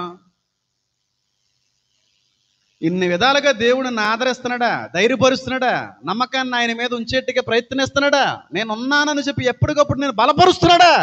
ఎంత చెప్పినా సరే మళ్ళీ ఏదో ఒక మళ్ళీ బెంగ, మళ్ళీ ఆలోచన, పిల్లల కోసమే బెంగ, అంతే పిల్లల కోసమే. వాళ్ళు బాగోవడం చూడకుండా నేను ఎక్కడ చచ్చిపోతానని భయం వేస్తుందండి. చచ్చిపోయా ముందు నువ్వు. వాళ్ళు బాగోవడం బాగోపడతాను, సత్తే బాగుంటుంది ముందు. వాళ్ళు బాగోవడం చూడకుండా చచ్చిపోయేలా ఉన్నానండి. ఎలాగపోతాను ఎలాగనే. ఎందుకు వచ్చినాయండి? అది ఎంత దరిద్రమైన మాటలండి. అవిశ్వాసంతో కూడిన మాటే పలకొద్దన్నాడు ఆయన. మాటే పలకొద్దన్నాడా లేదా? మరి ఎందుకే ఏడుపు ఎక్కువైపోయిందని మా పిల్లల మీద. వాళ్ళ పిల్లల కంటే మా పిల్లలు బాగా చదివేస్తున్నారండి. అందరూ ఏడిచేస్తారు, మా పిల్లల మీద భయం వేస్తుందండి బాబు, ఏమన్నా అయిపోద్దేమో. ఏమవ్వదు. నీ పిల్లల్ని బట్టి నలుగురు పోతారు తప్ప నీ పిల్లలకి ఏమవ్వదు. గట్టి పిండాలి ఇవన్నీ కూడా. భయం వేసేస్తుందండి బాబు, దిష్టి ఎక్కువ అయిపోతుంది, నెలరాయి బద్దలు అయిపోతుంది కదండి. మా పిల్లలు బాగున్నారండి, చాలా మంది చూడలేకపోతున్నారండి బాబు, భయం వేస్తుంది ఎక్కడేమైపోతుందో అని. ఏమి ఎవరో నీ వాళ్ళ వల్లే నలుగురు పోతారు. నలుగురు రోడ్డు మీద లాగిచ్చేసి మీ వాళ్ళు, ఎవరి వల్ల మీ వాళ్ళకి ఏమవుతుంది? విశ్వాసం వచ్చింది. దేవుడి యందు విశ్వాసం నీ పిల్లల్ని రక్షిస్తుంది. విశ్వాసంతో ప్రార్థన చేయండి తల్లిదండ్రులుగా. నా తల్లి నా కోసం ఎంత విశ్వాసంతో ప్రార్థన చేసిందో, నా తండ్రి గారు ఎంత విశ్వాసంతో ప్రార్థించేవారో, ప్రసన్న గారు ఎంత విశ్వాసంతో ప్రార్థించేవారో, అమ్మమ్మ గారు నా కోసం ప్రార్థించేవారో లేదో నేను ఎప్పుడూ గమనించలేదు, కానీ ఆత్మీయ తండ్రి గారు సమయలు గారు ఎంతగా విశ్వాసంతో ప్రార్థించేవారు. ఆ విశ్వాసం ఈ రోజు నన్ను నిలబెట్టింది. దేవుని యందు వాళ్ళకి విశ్వాసం లేని ఎడల ఈరోజు నేను మావేల్లో ఒక వ్యక్తిగా నేను మారిపోతుంది. ఈ వయసులో మావీలు ఎలాగైతే అయిపోయారో, ఎలాగైతే అబ్బాయిష్మంతులుగా మారిపోయారో, ఎలాగైతే లోకంలో అందరికంటే కూడా ముందుగా దూరం అయిపోయారో, అటు రీతిలో ఉండిపోదునేమో. అంటే వాళ్ళ మీద ఆ తల్లిదండ్రుల విశ్వాసం ఉంచలేదా? మరి విశ్వాసం ఉంచిన వాళ్ళ జీవితాలు ఎందుకంటే దేవుడి యొక్క ప్రణాళిక, దేవుడి యొక్క చెప్తుందండి, ఏది కాదనలే మనం. వాళ్ళన్నా మారే అవకాశం ఉంది కానీ నేను మారే అవకాశం లేదు.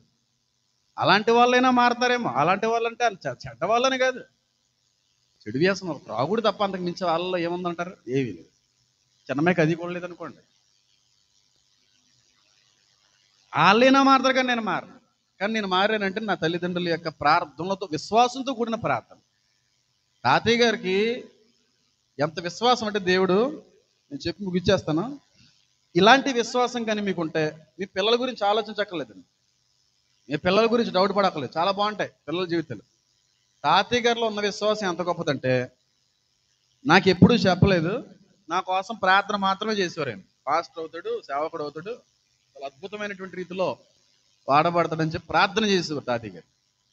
ఎప్పుడు వస్తావయ్యా నాతో? రావయ్యా, రా, నేను వెనకాలరా, అలా కూర్చో, అలా నిలబడి దిగా నాతో పాటు రా, రాగంపేటరా, రామేశ్వరరా, పెనుమర్తరా. ఎంత బతిమల్లారు బాబు, నేను ఎక్కడికి వస్తాను, రాను కాదు, నువ్వు డ్రాప్ చేస్తాను. డ్రాప్ చేసి కూడా 2-3 సార్లు చేసుకుంటూ వచ్చేమో. అంతకు మించి ఎప్పుడూ కూడా ఆయన యొక్క ఆశని తీర్చే విధంగా నేను ఎప్పుడు బతకలేదు. యూట్యూబ్లో కూడా ఎవరో ఇందాక నాకు పంపించారు, సార్ పారాసామిలి గారు మీ తాతయ్య గారి గురించి చెప్తుంటే ఆయన గురించి ఇంకా వినాలని ఉంది మాకు, ఆయన సాక్ష్యం పంచుకోండి, ఆయన వాక్యాలు ఉంటే పెట్టండి అని చెప్పి బయటలో అడుగుతున్నారు పారాసామిలి గురించి. అంత అంత ఆశ్చర్యం వేసింది. చాలా మందిని ఆకట్టుకున్నది ఆయన యొక్క సాక్ష్యం. పూర్తిగా చెప్పలేదు కానీ ఆయన గురించి నేను చెప్తున్నాను. అయితే అనేవారు కానీ పిలిచేవారు కానీ ఎప్పుడు వెళ్ళేవాడిని కాదు. చెప్పి కూర్చోవయ్యా, ఏం చేసాక రా నీకు అంటే ఆయన అనుకునేవాడు పాప, ఆశపడి కూడా అలాగే పిల్లలు దారి తప్పారు, ఈడన్నా నిలబడతాడు. కానీ మనకు అది అసలు ఆలోచన లేదు. సేవ అని, చర్చ్ అని, ఫాదర్ అవ్వాలని, పాస్టర్ అవ్వాలని పోయి బాబోయ్ కళ్ళ కూడా ఊహించలేదు. అలాంటి బాబు భలే చెప్తున్నారులే అనేవ్వండి. రామన్ గారు వస్తే పాస్టర్ అన్నా నేనే ఇంకానేమే అని అనేవ్వండి. మోషి అనుకున్నాడా? అలా కనబడ్డాడు, పిలుచుకున్నాడు, అయిపోయింది అంతే. ఫ్రాక్షన్ ఆఫ్ సెకండ్స్లో పిలుచుకుంటాడు దేవుడు. సేవలోకి రావాలి రావాలి రావాలనుకున్న దేవుడు చిత్తం కాదు, అనుకోని విధంగా సేవలోకి వెళ్ళిపోతాం. రావాలి రావాలి చెయ్యాలి చేయాలన్నది దేవుడు చిత్తం కాదు. అసలు సేవ చెయ్యాలి అని అనుకున్నవాడు దేవుడు ఏర్పాట్లు ఉన్నవాడు కాదు. అనుకోని విధంగా పిలుచుకుంటాడు. అసలు సేవ అనే ఆలోచన ఉండదు. దేవుడు ఏర్పాట్లో ఉన్న సేవకుడు అనుకుని వచ్చినాడు. అసలు దేవుడు ఏర్పాట్లో ఉన్న సేవకుడు కాదు. మీరు బైబిల్లో ఎక్కడో చూపించండి అనుకుని వచ్చినాడు సేవకుడు అయినట్టుగా దేవుడు ఏర్పాటు ఉన్నాడు. అస్సలు ఉండదు వాళ్ళకి. సేవ అని, పాస్ట్ అని, పరిచయం అసలు ఆలోచన ఉండదు. అలాంటి పిలుచుకున్నాడు. అది దేవుడు చెప్పు. దేవుని ఏర్పాట్లు ఉన్న వాళ్ళు అవలేదు మనకి, వెళ్ళలేదు మనకి, కానీ ప్రార్థించేవాడు. నా దగ్గర దుఃఖపడేవారు కదే. నా దగ్గర ఎప్పుడొస్తావు అని దుఃఖపడేవారు కాదు, కానీ కాలు నొక్కమనేవారు. అప్పుడప్పుడు నొక్కివని, లేదంటే నొక్కివని కూడా కాదు. డ్రాప్ చేయలేదన్నందుకు కూడా దుఃఖపడేవారు కాదు. మరి అమ్మమ్మ గారి దగ్గర ఎప్పుడైనా దుఃఖపడేవారేమో, కొన్ని విషయాల్లో దుఃఖపడేవారు. కానీ అమ్మగారి దగ్గర తాతయ్య గారు మాట అన్నారండి. ఆయన ఎంత గొప్ప విశ్వాసం చూడండి. ఆ మాట ఏంటండి, సజీవమైన సాక్ష్యం ఉంది లెటర్ ప్యాడ్ మీద. ఆయన రాసిన రాత ఉంది నా దగ్గర. పూర్వకమైనటువంటి లెటర్ ఉంది. అమ్మతో అన్నారంట, తాతయ్య గారి కబోర్డులో కొన్ని లక్షలు విలువ చేసే పుస్తకాలు ఉంటాయి. లక్షలు, ఎక్కడికి వెళ్ళినా పుస్తకాలు పురుగైన, కానీ చదవడైన నాకులాగా. కొంటారో కానీ చదవరు. ఫస్ట్ పేజ్ కూడా తిప్పరు తాతయ్య గారు. కలెక్షన్ అది. అదొక అలవాటు చాలా మందికి, కలెక్ట్ చేయడం అనమాట. కొంతమంది నాణ్యాలు కలెక్ట్ చేస్తూ ఉంటారు. నేను అలాగే వాచ్లు, షూస్ ఇలా కలెక్ట్ చేస్తూ ఉంటాను. వాడిని నేను పాడైపోతే గమ్ము వదిలేస్తే పాడేస్తాను. అలా ఇన్ని పాడేసాను. హోమ పాడలేదా? వాడిన కలెక్షన్ అంతే. నా దగ్గర ఒక 40 షూలు ఉంటాయి, ఒక 70-80 సూట్లు ఉంటాయి. కలెక్షన్ అదొక పిచ్చి. బైబిల్స్ కలెక్షన్ కూడా చాలా ఎక్కువ ఉంటుంది నాకు. కానీ తాతయ్య గారు అంత కాదు. తాతయ్య గారు ఎక్కడికి వెళ్ళినా ఏదన్నా పుస్తకం ఆకర్షించిందో కొనేయడం ఆయనకి ఇష్టం, కానీ చదివేవాడు కదా. ఆయనకి ఎక్కడ ఖాళీ ఉండి చదవడానికి? ఫస్ట్ పేజ్ కూడా తిప్పేవారు కాదు అస్సలు. ఆ పుస్తకంలాగా ఉండదు. ఫస్ట్ పేజ్ కూడా సెకండ్ పేజ్ని విడిచిపెట్టి వచ్చేది కాదు. అంత నలగన పుస్తకాలు. అలా చాలా చెదలు పట్టిపోయినాయి. చాలా చిన్నమే పెద్దమే అమ్మమ్మ వాళ్ళని ఎందుకంత భారం అని చెప్పి తెలియకుండా అమ్మేసేవారు కూడా. అమ్మేయడం కాదు, పేపర్లోడికి పుస్తకాలకి ఇచ్చేసేవారు. అలా కొన్ని పుస్తకాలు మిగిలినాయి అంతే. పుణ్యం ఉన్నాయి, అన్ని పుస్తకాలు ఉండే. అయితే అమ్మగారిని ఒకసారి తాతయ్య గారు పిలిచి, అమ్మడు ఎలా రా ఒకసారి అని చెప్పి పిలిచారంట. తాతయ్య గారికి వెళ్ళి పిలిచి, అమ్మడో బాబు సేవలోకి వస్తాడు, ఎప్పటికైనా సేవలోకి వస్తాడు, వచ్చినప్పుడు ఈ పుస్తకాలు ఉపయోగపడతాయి, ఈ చదవమని చెప్పి అన్నారు. బాబు ఎప్పటికైనా సేవలోకి వస్తాడు, అప్పుడు ఈ పుస్తకాలు ఉపయోగపడతాయి. బైబిల్ ట్రైనింగ్కి వెళ్ళొద్దు, బైబిల్ ట్రైనింగ్ ఏం అవసరం లేదు, ఇది చదవమని చాలు. ఆయన విశ్వాసం చాలు. నిజానికి ఆ పుస్తకాలు చదివేనా? చదవలేదు, ఏం చదవలేదు. అందులో ఒక పుస్తకం మాత్రం నాకు ఉపయోగపడేది అప్పుడప్పుడు స్టార్టింగ్ డేస్లో. అంతకు మించి ఏం చదవలేదు. బైబిల్ సరికి చదవను, పుస్తకాలు ఏం చదువుతున్నాను, అంత ఖాళీ ఎక్కడ ఉందని. ఆయన విశ్వాసం అంత గొప్ప. ఎప్పటికైనా వస్తాడు. హేమన్ బాబు ఎప్పటికైనా వస్తాడు. వచ్చినప్పుడు బైబిల్ ట్రైనింగ్ అని ఏం చేయొద్దు, ఈ చదువుకోమని సరిపోతుంది అని అన్నారండి. అంటే నేను లోకంలో తిరుగుతున్నాను, పాపంలో తిరుగుతున్నాను, కానీ ఆయనకున్న విశ్వాసం ఏంటి తెలుసా? ఆయన వస్తాడు, నా దేవుడు నిలబెడతాడు నా మనవని. నా మనవని దేవుడు వాడుకుంటాడు. నా ప్రార్థనలు వ్యర్థం కావు. ఇదొక సాక్ష్యం. ఇంకో సాక్ష్యం చెప్పు. తాతయ్య గారు చనిపోయే ముందు ఎవ్వరికీ చెప్పలేదు ఈ మాట. మాకు చెప్పలేదు, మాకు చూపించలేదు. ఆయన రాసుకున్నది ఈ చోట పెట్టాను కూడా అనలేదు. తాతయ్య గారు చచ్చిపోయిన తర్వాత అమ్మ అన్నీ సర్దుతుంది. తాతయ్య గారు అవన్నీ కూడా సర్దుతా ఉంది. గదంతా అడ్రస్లో ఇవన్నీ కూడా సర్దుతా కొన్ని జాగ్రత్త పరిచాడు. తాతయ్య గారు చనిపోయినప్పుడు ఉన్న వెంట్రుకలు సైతం నా దగ్గర ఉంటాయి. తల వెంట్రుకలు తీసేసినప్పుడు నేను వెంట్రుకలు కట్ చేసి దాచుకున్నాను, నాకు అది కావాలని చెప్పి. అంతవరకు ఎందుకంటే గెస్సమనే తోటలో యేసుక్రీస్తు ప్రభు అని బంధించారు కదా, ఆ మట్టి తెచ్చారు తాతయ్య గారు. మనం కిరణ్ గడ చూపించిన మట్టి ఎంత కమ్మ వాసన వస్తున్నారా? ఓపెన్ చేసి చూపిస్తే ఎంత కమ్మట వాసన ఉంటాయి. కొన్ని సంవత్సరాలు అయిపోయి. నాకు అలాగే సేకరించడం ఇష్టం. అయితే అన్నీ అమ్మ వెతుకుతుంది, అన్నీ దాస్తా ఉంది. దాచినప్పుడు పేపర్లో తాతయ్య గారు రాసుకున్నాయి అన్నీ కూడా చేసింది. అలా రాసుకున్నటువంటి ఒక పేపర్ అమ్మ చేతికి చిక్కింది. ఆ పేపర్ మీద ఆయన రాసుకున్నాడు ఏమనంటే, నా ప్రియ రామేశ్వరము పెనుమర్తి రాగంపేట సంఘ విశ్వాసులకి, నా బిడ్డలకి నేను తెలియజేసేది, నా తర్వాత నా మనవడు హేమాను బాబు వస్తాడు. దయించి నన్ను గౌరవించి నా మనవల్ని మీరు అంగీకరించవలసిన అవసరం ఉంది అని ఇట్లు పారాసామిలని రాసుకున్నాడు. నేను లోకంలో ఉన్నాను, నేను ఆయనకి సహకరించే విధంగా కూడా లేను. ఇప్పటికీ తాతయ్య గారి బైబిల్లో ఉంటుంది. అది విశ్వాసం, అది విశ్వాసం. అన్ని అనుకూలంగా ఉన్నప్పుడు విశ్వాసం కాదు, ప్రతికూలంగా ఉన్నప్పుడు కూడా జరుగుతుంది అనేది విశ్వాసం. లోకంలో ఉన్నాను, పాపంలో ఉన్నాను, మందిరంలో కూడా కూర్చునేవాడిని కాదు. హేమాను వస్తాడో అని అమ్మక చెప్పడం ఏంటి, సంఘాలకి ముందుకు తెలియజేశారండి. అది పట్టుకొని వెళ్ళచ్చు. చిచ్చిచ్చి చిచ్చి, అది నాకు అంత దౌర్భాగ్యం కాదు అస్సలా. నిప్పు లాంటి సంఘాలు చాలు. అది విశ్వాసం. నీకు నిజంగా ఆ పాస్టర్ గారిలో ఉన్న విశ్వాసం నీ పిల్లల పట్ల దేవుని యందు నువ్వు ఉంచగలిగితే నీ పిల్లల కోసం భయపడతావా? భయపడతావా? ఎప్పుడు తాతయ్య గారు ఎప్పుడు వస్తావే సేవలోకి ఎప్పుడే వెళ్ళలేదు, ప్రార్థన చేసేవాడు, రానివాడు. ఎప్పుడు నా దగ్గర దుఃఖపడలేదు. దుఃఖపడేది ఎక్కడో తెలుసా? దేవుడి దగ్గర. నా కోసం దుఃఖపడి దేవుడి దగ్గర పడివాడు, నా దగ్గర పడివాడు కదా. అది పరిపక్వత అంటే, అది పరిపక్వత అంటే, అది పరిపక్వత అంటే. అంతేగాని పట్టుకుని ఎప్పుడు వస్తారా, ఎప్పుడు మారుతారా, రే రారా, అలాంటి ఏం చేయలేదు మా అన్న తాత. ఎప్పుడు సానుభూతి ఎప్పుడు చూపించలేదు. ఆ సానుభూతికి నేను పడాలనే ఉద్దేశం తాతయ్య గారికి అసలు లేదు. దేవుడు తాతయ్య గారి పట్ల చూపాలి సానుభూతి. నా మనవడు నాకు సానుభూతి చూపించి నన్ను అర్థం చేసుకొని రావాలని ఎప్పుడు అనుకోలేదు. లోకంలో ఉన్నప్పుడు హేమాను వస్తాడని నమ్మకం చెప్పారు.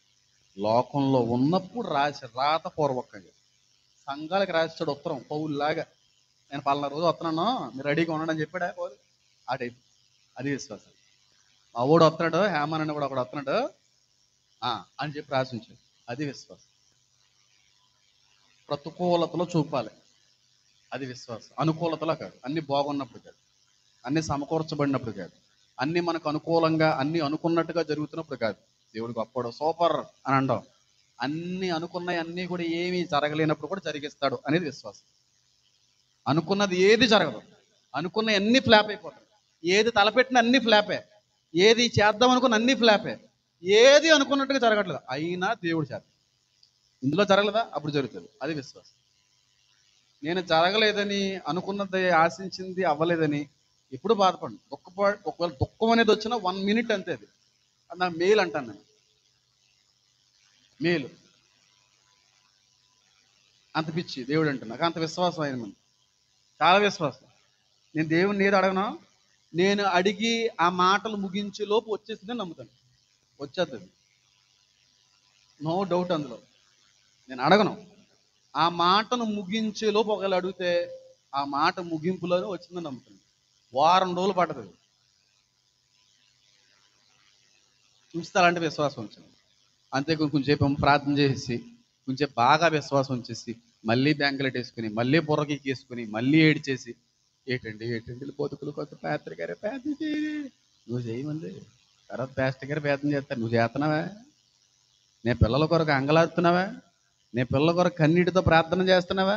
ఉపవాసాలు ఉండి ప్రార్థన చేస్తా. ఎన్ని ఉపవాసాలు చేసింది మా అమ్మ నా కోసం, మా తాత ఎన్ని ఉపవాసాలు చేశారండి. మీరు ఎన్ని ఉపవాసాలు చేస్తారండి మీ పిల్లల కోసం? దిగ్మాలను భక్తి చేసి పిల్లలు బాగోవాలంటే ఎక్కడ బాగుంటారండి? ఎక్కడ బాగుంటారు? పొయ్యి వెలిగించేసి పక్కనెట్టేసి వెలుగుతూ ఉండట్టు వెలుగుతుందా? ఏం చేయాలి? నువ్వు ఊదుతూ ఉండాలి. ఊదు. ప్రార్థనా ధూపం అనే దేవుడు ఊదితే నీ పిల్లలు బాగుంటారు. ఓ ప్రార్థన ఉండదు, ఒక ఉపవాసం ఉండదు, ఓ కన్నీళ్ళు ఉండవు, ఒక అంగలార్పు ఉండదు, ఓ మారు మనసు ఉండదు. పిల్లల కోసం ప్రార్థన చేయండి, ఎక్కడ అవదరా. ఇప్పటికీ కాదు, ఎప్పటికీ ఎన్ని జన్మలు ఉన్నారు అవ్వదు. నీకు నిజంగానే పిల్లలు ఇష్టమైతే ఉపవాసం ఉండ పిల్లల కోసం ప్రార్థన. నీ పిల్లలు బాగోవాలని చెప్పి చాలా వదులుకోవలసిన వాటిని వదిలేసుకో. నీ పిల్లల యొక్క యోగక్షేమాలు కోరేటువంటి తల్లివి తండ్రివి అయితే నిరంతరం ప్రార్థన చేయి. ఎందుకంటే మా అమ్మ ఇప్పటికే చేద్దాం. నేను ఈ రోజు వరకు కూడా ఇలాగ ఉండి నడిపించబడుతున్నానంటే ఒకప్పుడు మా తాత చేసిన ప్రార్థన, ఇప్పుడు నా తల్లిదండ్రులు చేస్తున్న ప్రార్థన ఒకప్పుడు నేను సేవలో రావడానికి మా తాత ప్రార్థనలు ఉపయోగపడ్డాయి. ఇప్పుడు సేవలో నేను నడవడానికి నా తల్లి ప్రార్థనలు ఉపయోగపడుతున్నాయి. ఆ ప్రార్థన లేకపోతే నేను సేవలోకి రాను. ఈ ప్రార్థన లేకపోతే నేను నడవలేను. అది ఉండాల. అవి ఉంటే ఎన్నన్నా ఫేస్ చేయొచ్చు. అంతేగాని తల్లిదండ్రులకి కనేసి పంది పిల్లలు కనేసినట్టే బాగుపడతారు లేండి ఎప్పటికైనా అంటాం కదా. ప్రార్థన చేయాలి. నీకు దమ్ము ఉంటే, నువ్వు నిజంగా నీకు దమ్ము ఉంటే ప్రార్థన చేయాలి. నిజం చెప్తున్నాను, ఎన్నిసార్లు చెప్తాను. నేను సేవలోకి రావడానికి కారణం మా తాత ప్రార్థన. మా అమ్మమ్మ చేసేది కాదు సేవలోకి రావాలని, వద్దనేది. మా తాత చేసేవాడు. ఆయన ప్రార్థన నా సేవలోకి నడిపించింది. నా తల్లి ప్రార్థన నా సేవలో నడిపిస్తుంది. ఆయన నడిపించింది, నన్ను నడిపించేది ఇద్దరు ప్రార్థనలు. వీళ్ళిద్దరికంటే పైన ఉన్న దేవుని కృప. ప్రార్థన లేకుండా పిల్లల జీవితాలు ఎలా బాగుంటాయి?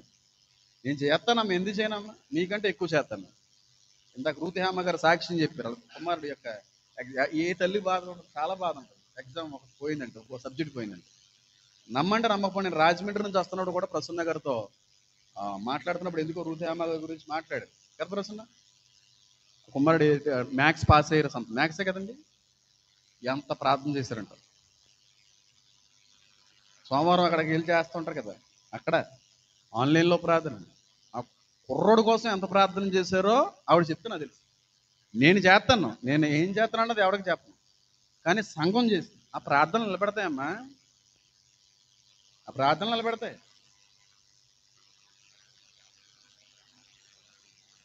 చెప్పేవాళ్ళు చాలామంది ప్రార్థన చేసి కూడా ఎవడో ఉంటావు. ఉపవాసాలు ఉండి చేస్తాను నేను పిల్లల కోసం.